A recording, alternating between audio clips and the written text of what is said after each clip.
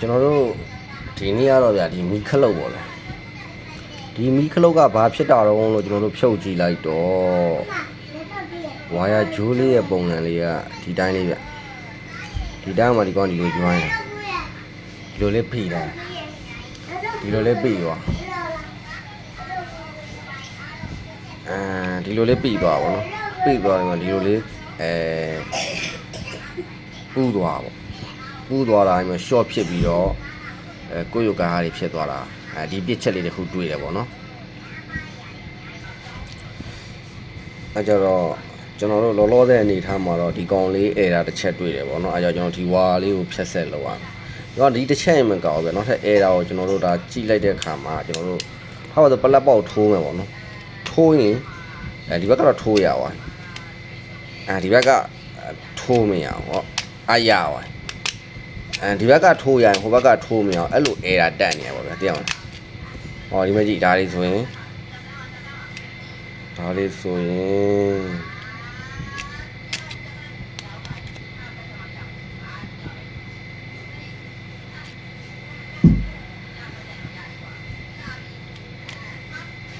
အမေဒီစောင်းငန်းနေပေါ်ပေါ့အဲဆိုစင်မပြေတော့အဲကြောင့်ဒီကောင်လေးတွေကဘာလို့ကျွန်တော်တို့ထိုးတဲ့အခါမှာပြန်ထိန်းတာပါဗျာကျွန်တော်တို့ခေါင်းကြီးပြန်ပြုတ်မသွားအောင်ရယ်ပြီးတော့ကြတော့ထဲထဲကိုရေတွေပါလေတော်သိမဝင်လာအောင်ရယ်ထိန်းပေးထားပေါ့အဲကြောင့်လောလောဆယ်ကျွန်တော်ဒါလေးကိုအဖြစ်သုံးမယ်ဆိုရင်ခလုတ်ကဒီတစ်ခုကကောင်းလေးဒီတစ်ခုကမကောင်းတော့ဘူးဆိုတော့ပိတ်လို့ဖွင့်လို့မရဘူးလေအဲကြောင့် connection ရှိမရှိတော့ကျွန်တော်တို့စစ်ကြည့်ရအောင်သူ့ရဲ့သဘောတဘာဝကတော့ဘယ်လိုလုံးဆိုတော့ဗျာထားပါတော့ဒါက line တစ်စားပေါ့ဒီကကျွန်တော်တို့ပလက်ခုံပဲကြည့်တာပေါ့နော်ဒါအာသွင်းထိုးတဲ့ဟာပေါ့နော်ကျတော့ဒီမှာ line တစ်စားဒီမှာကျွန်တော်တို့သေးကြတယ်ကျွန်တော်တို့ခလုံးနဲ့တွဲတဲ့ကြိုးက line ပဲဖြစ်လိမ့်မယ်ပြောလို့မီလင်းကြိုးလို့လည်းခေါ်တယ်တက်ကြိုးလို့လည်းခေါ်တယ်ပေါ့ဗျာကျတော့ line လို့လည်းခေါ်တယ်ဒီကြိုးလေးကိုကျွန်တော်တို့ဘယ်လိုခေါ်ကြအောင်ဆိုတော့ line ကြိုးလို့လည်းခေါ်တယ်ပြီးတော့တက်ကြိုးလို့လည်းခေါ်ကြတယ်မီလင်းကြိုးလို့လည်းခေါ်ကြတယ်ပြောချင်ဆိုရင်ဒီကောင်လေးကတက်လိုက်တဲ့ကြိုးကျွန်တော်တို့တွေဒါဘဟုသုတနဲ့ပြောရမယ်ဆိုရင်ကျွန်တော်တို့တွေဗျာဒီလိုနှစ်ချောင်းပူးကင်မှာတက်လိုက်တာလားအဲ့လိုမဟုတ်ဘူးဒီတစ်ချောင်းလေးကင်တာနဲ့ကိုတက်လိုက်ဒါဘာလို့ဆိုတော့ဒါ line ကြိုးမလို့ဒီကြိုးလေးကင်တော့လိုက်လာဆိုတော့မလိုက်ဘူးလို့တော့ပြောတယ်မလားကျွန်တော်လည်းမကင်ရဲလို့မကင်ဘူးပေါ့အဲကြတော့ဒါလေးက neutral ကြိုးပေါ့နော်ဒီကောင်လေးက line ကြိုးမှာပဲအများအပြားကျွန်တော်တို့အိမ်ဒီမှာကတော့အလွယ်ပဲစော်ကြပါပေါ့နော်ကောင်းတာကတော့ကျွန်တော် tester လေးနဲ့စမ်းကြည့်လိုက်လို့မီးလေးလင်းလာတယ်ဆိုရင် tester နဲ့စမ်းကြည့်မီးလေးလင်းလာတယ်ဆိုရင်အဲ့ဒါမီးလင်းကြိုးလို့လည်းခေါ်တယ်တက်ကြိုးအဲ့ဒီကြိုးကထပ်လိုက်တဲ့ကြိုးကဲထားပါဆိုအဲ့ဒါလေးကတော့နောက်ကြရင်တော့ထပ်ပြီးတော့ရှင်းပြပါအောင်မယ်အချိန်ရရင်တော့အခုတော့လည်းဒီကောင် error လေးကိုရှင်းပြရမယ်ဆိုရင်အဲ့ဒီဘက်ခလုတ်ဘက်က line နဲ့ကြိုးအဲ့ကြတော့ကျွန်တော်တို့ခလုတ်နှစ်ခုကသူကကျိုးရင်ပြီးတော့ဘယ်လိုဝင်လာတော့ဆိုတော့ဒီကနေဝင်လာတယ်ဝင်တယ်sorry ဒီလိုဝင်မှာအဲ့ကြတော့ဒီလိုဝင်မှာဒီလိုဟိုက line ကြိုးတကြိုးပူးမယ်ဒီမှာဝင်မယ်ဒီမှာဝင်ပြီးတော့ဒီကြိုးကနေပြီးတော့ဒီမှာတန်းပြီးတက်စီးနေတယ်အဲ့ကြောင့်ကျွန်တော်တို့ကဒီခလုတ်လေးတစ်ခုပဲပြောရမယ်ဆိုရင်ဒီတက်ကြိုးကneutral line ကြိုးကဒီရောက်နေပြီဒါနဲ့ဒီကိုမရောက်သေးဘူးဒီကိုရောက်မှသာလျင်ကတ်တော့ကတ်နေတော့မရောက်သေးဘူးဒီကိုရောက်မှသာလျင်ဒီကြိုးကနေပြီးတော့ဒီကိုသွားမှာဒီကိုသွားမယ်ဒီဘက်မှာကျွန်တော်တို့ကဘယ်ကြိုးဝင်ထားတော့ဆိုတော့ neutral တကြိုးဝင်ထားတယ်neutral တကြိုးဝင်ထားတယ်ဒီမှာတကြိုးအဲ့ကြမှာကျွန်တော်တို့ဒီမှာအပေါက်ကိုစုံထိုးလိုက်မှသာလျင်ကျွန်တော်တို့သုံးတဲ့မီးတွေသုံးရမယ်ပေါ့နော်အဲ့ဒါမှကျွန်တော်တို့တွေကဒီခလုတ်လေးကအပိတ်ဖွင့်လေးကစားပေးတာပေါ့အဲ့ကြောင့်ကျွန်တော်တို့ဒီခလုတ်လေးကောင်းမကောင်းစမ်းကြည့်မယ်ဒီခလုတ်ကတော့အပိတ်ဖွင့်တော့ရတယ်ကောင်းမကောင်းစမ်းကြည့်မယ်ဆိုတော့ကျွန်တော်တို့ထုံးစံအတိုင်းပဲပေါ့ဗျာကျွန်တော် analog meter မှာကျွန်တော်ဒီဟာလေးကိုအမြောက်30ထားလိုက်တယ်ပေါ့နော်အဲ့တော့ကျွန်တော်တို့ analog meter လေးကောင်းမကောင်းစစ်ကြည့်လိုက်မယ် okay analog meter လေးမှာဒီမှာလွတ်တာတွေပါလေမရှိဘူးပေါ့ဗျာမရှိဘူးဆိုတော့ကျွန်တော်တို့ဒီကောင်စမ်းကြည့်မယ်ပေါ့ခလုတ်ဒါလောလောဆယ်ဒါပိတ်ထားတဲ့အနေထားပေါ့နော်sorry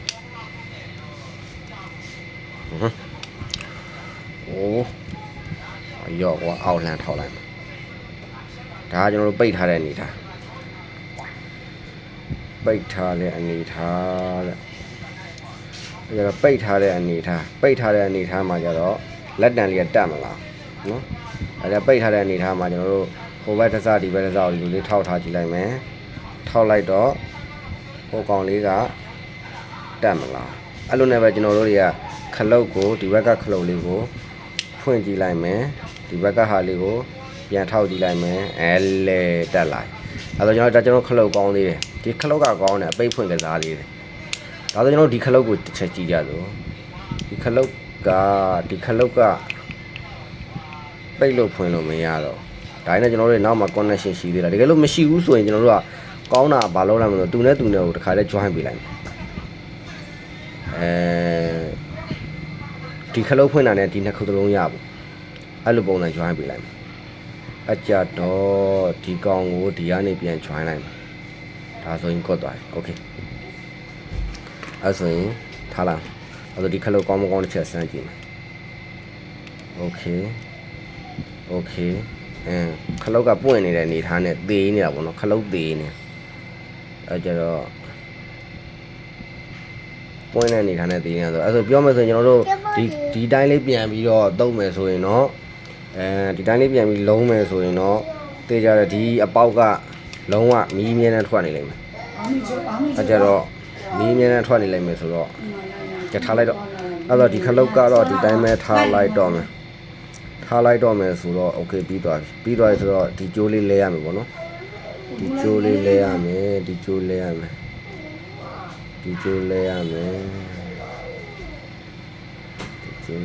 တို့တော့လုံးလို့ရပါတယ်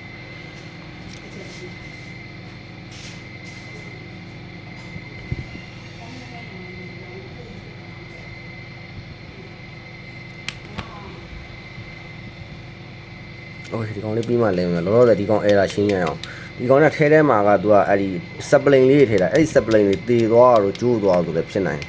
တယ်ဒီနောက်ကဖြုတ်ကြည့်မယ်ကြောက်လက်အပြားပေါ့နော်အပြားတေးသေးလေးဆိုပိုကောင်းတော့အဲ့ဒါလေးပေါ့နော်အဲ့ဒါလေးကိုဒီထဲထည့်မယ်အပြင်အတွင်းဟိုရှိရနော်ဒါနဲ့အတွင်းကိုပဲထိုးလိုက်မယ်ထိုးပြီးတော့မြင်အောင်ပြမယ်ဆိုရင်ဒီလိုဖိချလိုက်မှာဟိုအတက်လေးမှရှိတယ်ဒီလိုလေးဖိချလိုက်မှာကျွန်တော်ဖိချလိုက်မယ်โอเคကြော်လာဒီမယ်ဒီကောင်းနေကြော့သွားရှုပ်တယ်ဖြုတ်လိုက်တော့မယ်ဗျာတန်ရှင်းလေးလုပ်ပြလိုက်ကွတ်တယ်အဲ့တော့ဒီကောင်လေးကလည်းကောင်းမကောင်းပေါ့နော်ထပ်အောက် connection ရှိသေးလားမရှိသေးလားတစ်ချက်စမ်းကြည့်ကြအောင်လို့အနာလိုမီတာလေးတစ်ခုရှိထားတယ်ဆိုရင်လျှက်စစ်မတက်ဖ ೇನೆ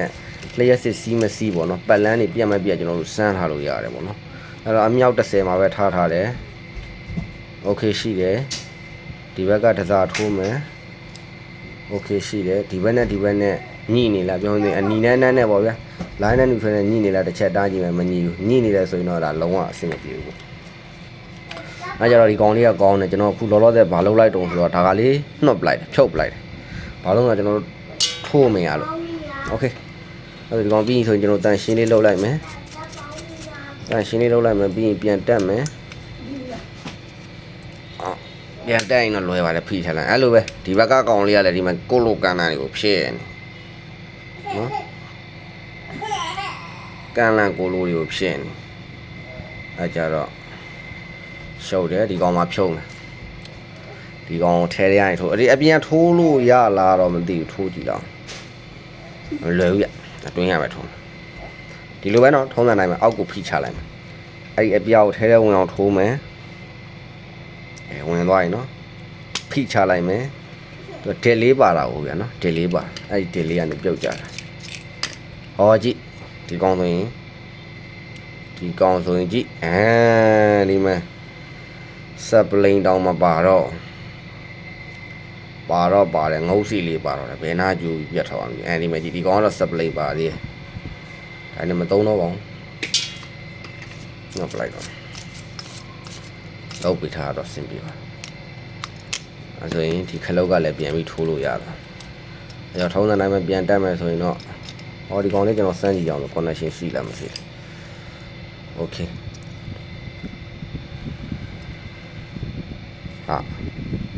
โ OK ရှိတယ်ရှိတယ် double up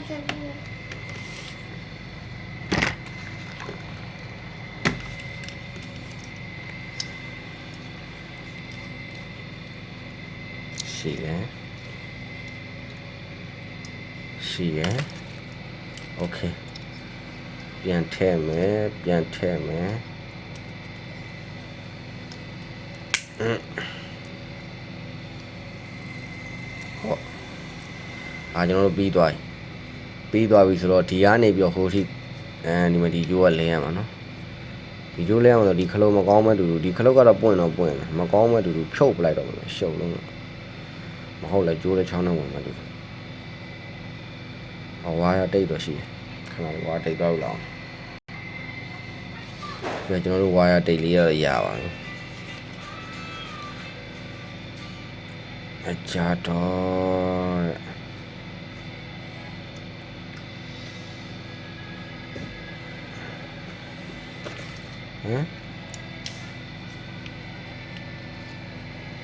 ဒီခလုတ်ဖွင့်လိုက်တာနဲ့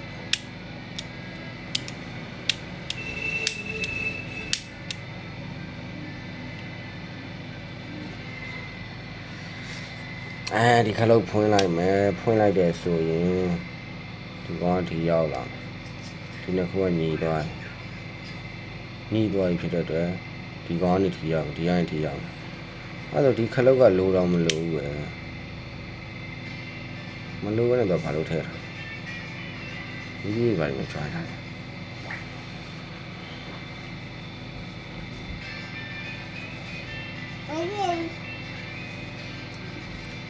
ဟောတဲ့အပေါက်ကတော့ဟောင်းလောင်းဖြစ်သွားပြီပေါ့နော်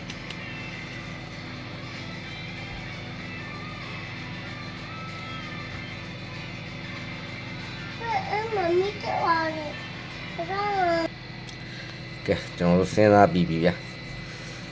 ဒီကောင်ကျိုးဖြုတ်လိုက်တော့မယ်ဟွာတိတ်ကတော့မပတ်တော့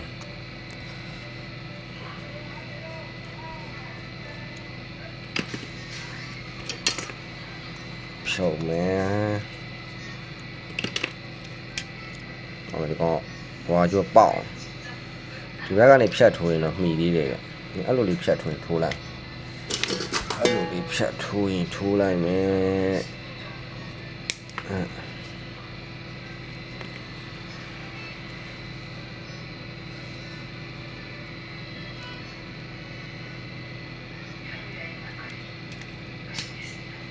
โอเคဖြတ်ထိုးလိုက်မယ်ဒီခလုတ်ကလှော့လိုက်တော့မယ်ဒီခလုတ်ကသေးနေအော်တိုပွင့်လ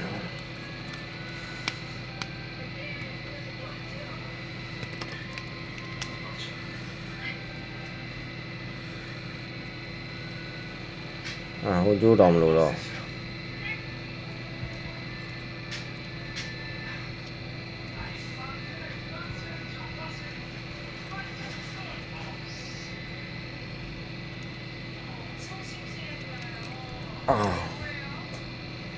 ဒါလေးခောက်ထည့်ထားတာဆရာကြီးတွေကလည်းကျန်းရောဝါသူကခောက်ထည့်တော့ငါဖြတ်ပြလိုက်မယ်တော့အာရုံတော့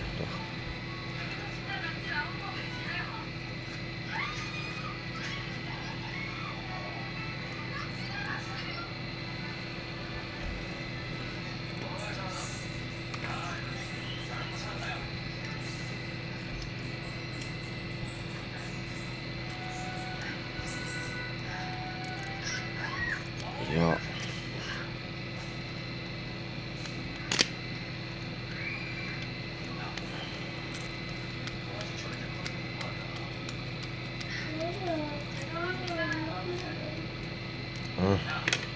ကောโอเคကောသွားပြီဆိုတော့ဒီကောင်မလို့တော့ဖြုတ်လိုက်တော့ဒါကနေ short လေးဖြစ်နေတယ်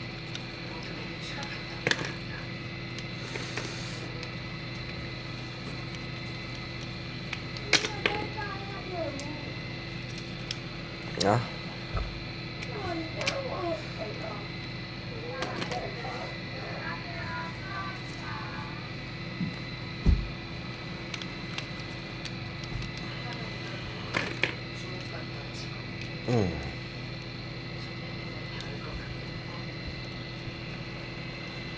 这老见嘛了要，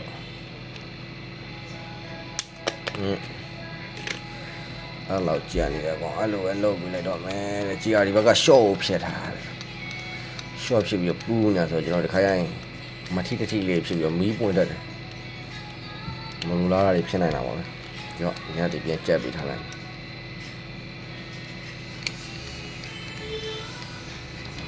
没有，就爱公嘛，那路，今年里的生病那里都知道。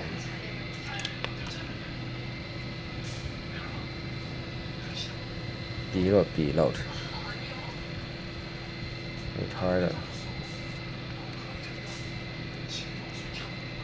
นอนจะပြီးမှပြန်တက်ပြီးထားလား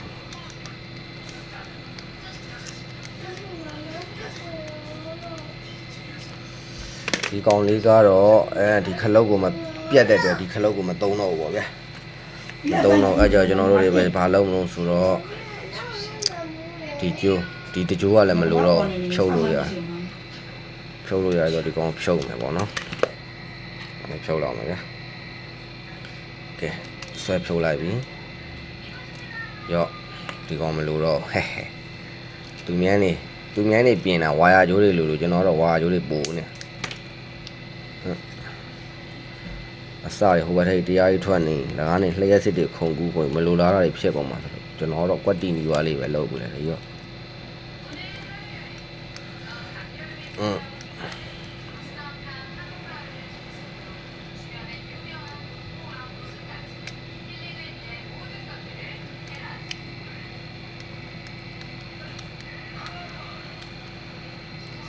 โอเคအဲ့တော့ဒီကောင်ကနေပြီးဒီထိလျှက်စစ်စီမစီတစ်ချက်ပြန်ဆမ်းမယ်တဲ့โอเคစီးတယ်ဒီထိစီးမစီးတယ်ဒီကောင်ထိစီးမစီးโอเคဒါလေးက main ပါပဲကျွန်တော်တို့တွေကဒီကနေထောက်လိုက်တယ်ပေါ့နော်ဒီထိစီးနေတယ်ဆိုရင်ဒီကြားထဲမှာ connection ဖြစ်နေပြီးကျွန်တော်တို့တေးကြတယ်မီးလောင်နိုင်တယ်နော်မီးလောင်နိုင်တယ်မလိုလားလိုက်ဖြစ်နေပြောရင်ဒီဘက်ကတစ်လိုင်းဒီဘက်ကတစ်လိုင်းအဲ့နှစ်လိုင်းဝင်ရမှာအဲ့တော့ဒီကောင်ကိုတားကြည့်မယ်ခလုံးနဲ့ပိတ်လိုက်တာဟာ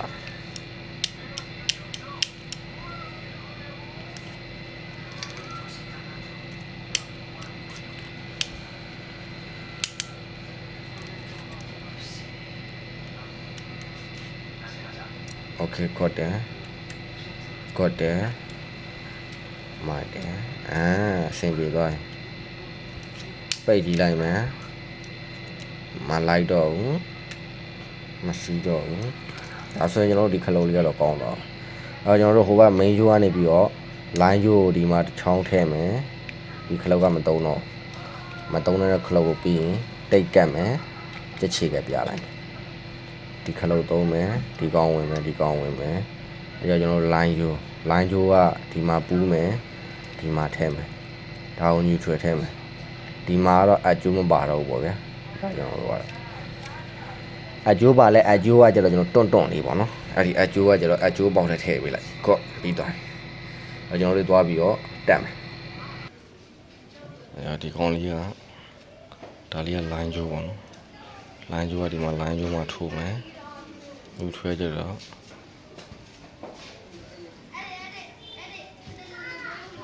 neutral ဒီမှာထိုးမယ် line ကျိုးကဒီမှာထိုးလိုက်ခလုံးမှာထိုးမယ် neutral ဒီမှာထိုးမယ်ဒါဆိုရင်ခွတ်သွားပြီတေးကြလားစမ်းကြည့်အောင်လေဒီကောင်ကမီမလင်း neutral ပေါ့နော်ဒါကမီလင်းနဲ့ဒါ line ကျိုးပေါ့ okay ရိုက်ပိတ်လိုက်တော့အဲ့တော့မီလင်းနဲ့ကျိုးကျွန်တော်တို့တွေခလောက်ထဲထည့်နေပေါ့နော်ဒီကောင်ကတော့ကျွန်တော်တို့တွေဟိုဘက် neutral နဲ့ထည့်ပါပေါ့နော်အခုတော့ကျွန်တော်တို့ကတော့တက်ပြီးသွားတဲ့အနေထားပါဗျာတက်ပြီးသွားတဲ့အနေထားအောင်မှဟိုတစ်ချက်ပြန်ပြီး save ဖြစ်လာမှဖြစ်လာတော့အမိုင်းကတော့တင်ပြီးသွားတယ်ထောက်ကြည့်လိုက်မယ်မလင်းဘူး okay ခလုတ်ဖွင့်လိုက်ပြီလင်းနေ โอเคဒါဆိုကျွန်တော်ဒီကပေါက်တွေနေတာသုံးလို့ရသွားပြီပေါ့ဗျာကျွန်တော်ဒီကောင်လေး3ရောင်ထဲထဲကနေပြီးတော့ဒီခွာလိုက်တယ်ဒါဆိုရင်အဆင်ပြေပြီပေါ့နော်အဆင်ပြေပြီတော့ပြန်တက်မယ်ဗျာပြန်တက်မယ်ခလုံးလေးပိတ်ထားပါ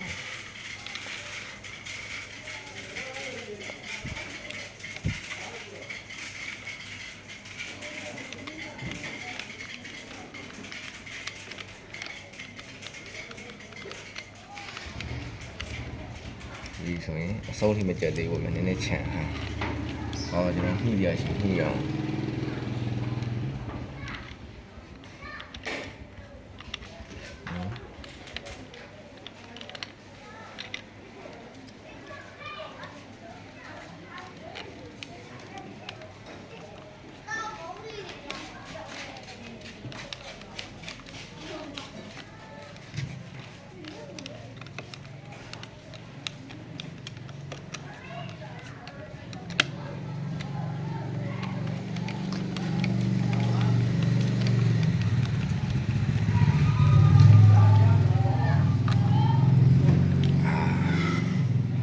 ဆိုရင်ကော့ရသွားတယ်အဲကြောင့်ကျွန်တော်တို့ဒီဘောဖုန်းလေးပြန်ဖုန်းမယ်ဖုန်းသွားရှာလာအောင်မယ်ကျွန်တော်ဒါလေးကပြီးသွားတဲ့အနေထားဆိုတန်ရှင်းလေးလုပ်ပေးလိုက်မယ်ပေါ့ customer လေးနဲ့အလိုရအောင်ဒီခလောက်ကပြတ်နေတဲ့ခလောက်မသုံးเนาะလုံးလုံးမသုံးဒီခလောက်ကအပိတ်ဖွင့်သွားမှာပေါ့เนาะဟုတ်ဖုန်းလေးပြန်တက်အဲ့ဒီမှာကျွန်တော်တို့ကဘယ်ဟာအပေါ်ဘယ်ဟာအောက်တုံးဆိုတော့ကျွန်တော်ဒီမှာကြည့်လိုက်ပတ်ပတ်လေးကိုရှိုးလိုက်လို့ဒီမှာတေးကြတယ်ဒီမှာတစ်ဖက်မှာဘာမှမပါအပေါက်မပါတာအပေါ်ကကျန်တဲ့အပေါက်ပါတာတွေကအောက်ကကျွန်တော်ဒီကအပေါက်ပါတာအောက်ကဒီမှာတစ်စိမ့်လေးလည်းကြည့်လို့ရတယ်ပေါ့နော်အဲ့တော့တစ်စိမ့်လေးဒီတစ်စိမ့်လေးပါတာဒီတစ်စိမ့်လေးတိုင်းအတဲ့ပေါ့ဗျာ